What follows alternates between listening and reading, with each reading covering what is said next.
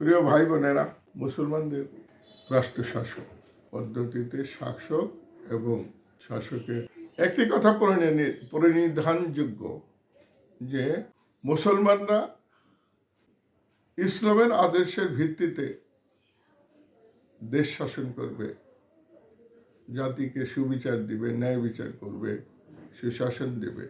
এটাই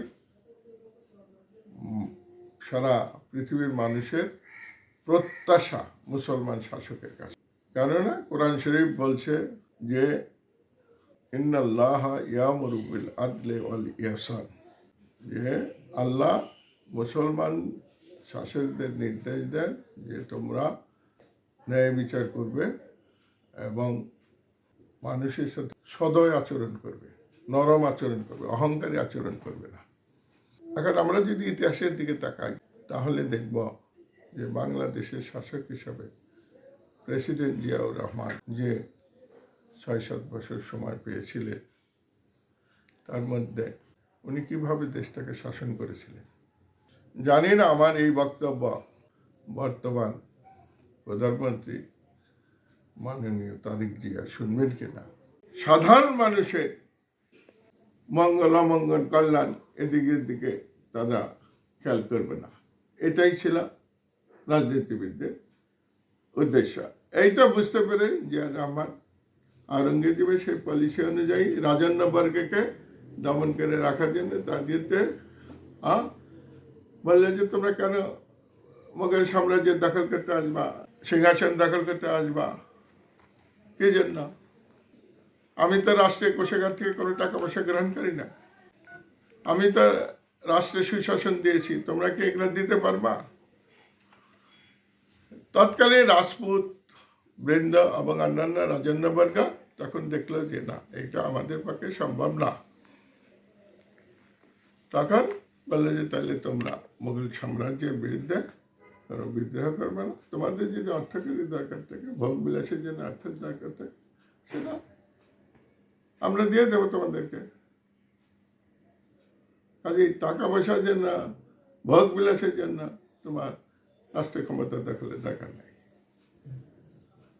এখন জিয়া রহমানও সেই নীতি পোষণ করতেন। তিনি নিজে সৎ ছিলেন, রাষ্ট্রীয় কোষাগারকে নিরাপদ রেখেছেন জনকল্যাণের জন্য। এই যে তারেক জিয়া যেরকম খালকাটা কর্মসূচি, সেই এত বছর আগে উনি এইটা জনকল্যাণ, রাষ্ট্রের জনগণের কাছে, রাষ্ট্রকে জনগণের কাছে নিয়ে গেছিলেন। এবং রাজনীতিবিদদের জন্য এখানে অর্থ উপার্জন করা, অন্যায় অবিচার করা, অন্যায্য বিচার করে অর্থ উপার্জনের রাস্তা বন্ধ করে দিয়েছে। এবং সমাজের, রাষ্ট্রের, দেশের যে সমস্ত বিশিষ্ট জ্ঞানী, বুদ্ধিমান, বিচক্ষণ, যে যে কাজে দক্ষ, সেই সমস্ত লোকগুলাকে ধরে এনে তিনি মন্ত্রী বানিয়েছিলেন। এখন জ্ঞানীগুণী লোকদের এনে জিয়া রহমান প্রশাসনে বিভিন্ন মন্ত্রী বানিয়েছিলেন। তারা দেশের কল্যাণে নিবেদিত ছিল, অর্থকরীর দিকে তাদের অত লোভ লালসা ছিল না। এখন জনাব মাননীয় তারেক জিয়া তার প্রশাসন কিভাবে চালাবেন, ভালো ভালো লোক, মেধাবী লোক, দক্ষ লোক, জ্ঞানী লোক, দেশপ্রেমিক লোক কেমনে ধরে এনে মন্ত্রী বানাবেন, সেটা তিনি বিবেচনা করবেন। এখন দেখা যাচ্ছে যে এমপি মন্ত্রীরা ক্ষমতা পাওয়ার জন্য পাগল। ক্ষমতার এই মোহ তাদেরকে অসৎ করে তুলবে, রাষ্ট্রীয় কোষাগারে, রাষ্ট্রীয় ধনভাণ্ডার আত্মসাতের দিকে তাদেরকে ধাবিত করবে। এবং তারা সুবিচার, সমাজের মধ্যে সুবিচার বাস্তবায়ন করতে পারবে না। কাজেই ঠিক আছে, একটা সংগ্রামের পরে যারা সংগ্রামী লোক ছিল তাদেরকে পুরস্কৃত করা দরকার। সেই হিসাবে তিনি মন্ত্রিপরিষদ প্রাথমিকভাবে গঠন করেছেন, চলুক কিছুদিন। কিন্তু তাকে এই সমস্ত মন্ত্রী পরিষদের মধ্যে থেকে যারা সততার মাপকাঠিতে উত্তীর্ণ হতে না পারবে, তাদেরকে ধীরে ধীরে সরিয়ে দিয়ে সেখানে জ্ঞানী, বুদ্ধিমান, বিচক্ষণ, দাসপ্রেমিক এবং দক্ষ লোককে নিয়োজিত করতে হবে। এইটা তার জন্য লক্ষ্য থাকে। আর রাষ্ট্রীয় কোষাগারের টাকা পয়সা যদি তসরুপ না হয়, তা মানি সমস্যা না। যেই দেশে আল্লাহ যে পরিমাণ সম্পদ দিয়েছেন, দান করেছেন, মাটির ভিতরে, পানির ভিতরে, হ্যাঁ, মাটির উপরে, শস্যক্ষেত্রে, সেইগুলা সেই জনগোষ্ঠীর জন্য পরিমিতই আছে। যদি সুষম সেগুলার বন্টন হয়, বন্টন ব্যবস্থাটা যদি ঠিক থাকে, তাহলে এই দেশের ধন সম্পদ দিয়ে এই দেশের জনগণকে খুশি রাখা, হ্যাঁ, সচ্ছল জীবনযাপন করতে অভ্যস্ত করা বা সচ্ছল জীবনযাপনের ব্যবস্থা করা কোনো সমস্যাই নাই। আর জিয়া রহমানের আরেকটা পলিসি ছিল যে মুসলিম বিশ্বের দিকে উনি নজর দিয়েছিলেন, মুসলমান রাষ্ট্রগুলোকে একত্র করার জন্য মুসলমানদের একটা কেন্দ্রিক। এখন তারেক জিয়ার ধীরে ধীরে সেই দিকে অগ্রসর হওয়া উচিত। এখন যেটা বুঝতেছি, তারেক জিয়ার, জনাব তারেক জিয়া, মাননীয় তারেক জিয়ার সামনে যেটা সমস্যা, সেটা হলো যে ইন্ডিয়া, ভারত আমাদেরকে তার সুদূর প্রসারী রাজনৈতিক লক্ষ্য হিসাবে আমাদেরকে ভারতের অধীনে নিতে চাইবে। এটাই স্বাভাবিক। এইটাকে প্রতিহত করে একটা স্বাধীন দেশ হিসাবে আমাদের গড়ে উঠতে হবে। কিভাবে সম্ভব? ভারত তো আমাদেরকে সেনাবাহিনীর অস্ত্রশস্ত্র বা সৈন্যবাহিনীকে শক্তিশালী হতে দিবে না।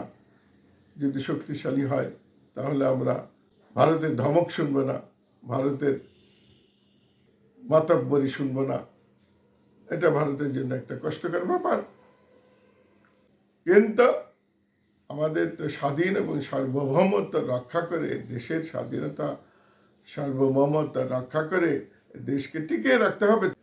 আমরা যদি লেনদুর্যের মতো ভারতের অধীনে চলে যাই, আমাদের বেশিরভাগ জনগণ বা প্রতিনিধি, অর্থাৎ সংসদ সদস্যবর্গ যদি ভারতের প্রদেশ হিসাবে পার্লামেন্টের মধ্যে ভোট দেয়, ভোট দিয়া যদি ভারতে অঙ্গরাজ্য হইতে চায়, তখন কি অবস্থা হবে? এটা যাতে না হয়, সেই জন্য আমি বলবো যে মুসলমানদের শিক্ষা ব্যবস্থার মধ্যে ইসলামকে ঢোকাতে হবে। মুসলমানদের সংস্কৃতি এবং কৃষ্টি এগুলা স্বতন্ত্রভাবে আপহোল্ড করতে হবে, এগুলাকে টিকিয়ে রাখতে হবে। মুসলমানরা যাতে ভারতের মধ্যে, বৃহৎ ভারতের মধ্যে মিশে না যায়, তাদের আদর্শকে ভুলে ইন্ডিয়ান মহাভারতবর্ষের আদর্শের মধ্যে বিলীন না হয়ে যায়, সেই জন্য তাদের স্বতন্ত্র শিক্ষা ব্যবস্থা, শাসন ব্যবস্থা, বিচার ব্যবস্থা এগুলো কায়েম করতে হবে, এগুলো বলবৎ রাখতে হবে। ইসলামী শাসন বলবৎ রাখতে হবে। বিচার ব্যবস্থার মধ্যে ব্রিটিশ আমলের বিচার ব্যবস্থা দূর করে দিতে হবে, এখানে ইসলামিক বিচার ব্যবস্থা আনতে হবে। শিক্ষা ব্যবস্থার মধ্যে আমাদের ইসলামকে আনতে হবে, যাতে আমাদের ছেলেমেয়েরা মুসলমানের ইমান আকিদা নিয়ে বসবাস করে এবং তারা কখনো ভারতের অনিসলামিক শক্তি, মুশরিক শক্তি বা ইসলাম বিদ্বেষী শক্তির কাছে নত না হয় বা তাদের সাথে মিশে যাওয়াদেরকে নিজেদের আনন্দ না মনে করে। কাজেই আমাদের শিক্ষা আমাদের ইসলামিক শিক্ষা অনুযায়ী আমাদের আল্লাহ এবং কোরআন সুন্নাহর বিধান মতো আমাদের পরিচালিত হতে হবে। আমাদেরকে এই স্বতন্ত্রতা টিকিয়ে রাখতে হবে। এইটা টিকিয়ে না রাখলে এটা একদিক দিয়ে ভারতের অঙ্গরাজ্য হওয়ার ভয় আছে, আরেক দিক দিয়ে যখন মুসলমানের মধ্যে স্বাধীন থাকার চেতনা থাকবে না, তখন আমেরিকা বা ব্রিটিশের কলোনির মতো দেশকে একটা কলোনি বানাইতে পারে। যেমন সে এখন সব দেশ দখল করার নেশায় মত্ত হয়ে গেছে। আপনারা জানেন, এক কথা বারবারে বলি, কিন্তু বলি এই জন্য যে আমাদের শিক্ষার জন্য বলি, আমাদের চিন্তার জন্য বলি, আমাদেরকে দেশ ঠিক রাখার জন্য বলি। এই জন্য বলি যে এই দেখেন আমাদের ইরাক একটা বিরাট শক্তিশালী দেশ হয়েছিল। লিবিয়া যদি ছোট কান্ট্রি, কিন্তু সেও রাজনৈতিক দিকটা মুসলমানদের একত্রিত করার জন্য একটা শক্তি হিসাবে প্রতিষ্ঠিত হয়েছিল।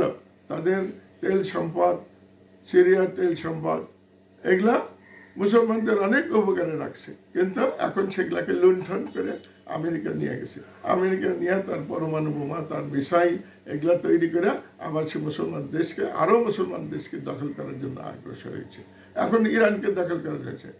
এখন আমাদের মধ্যে আছে একদল বলে সিয়াসুন্নি। এখন একটু সিয়াসুন্নি বিবেচনার সময় না, এখন হলো মুসলমান অমুসলমান, কাফের এবং মুসলমান, মজলুম এবং জালেম, এইটা হলো যুদ্ধের সূত্র হবে।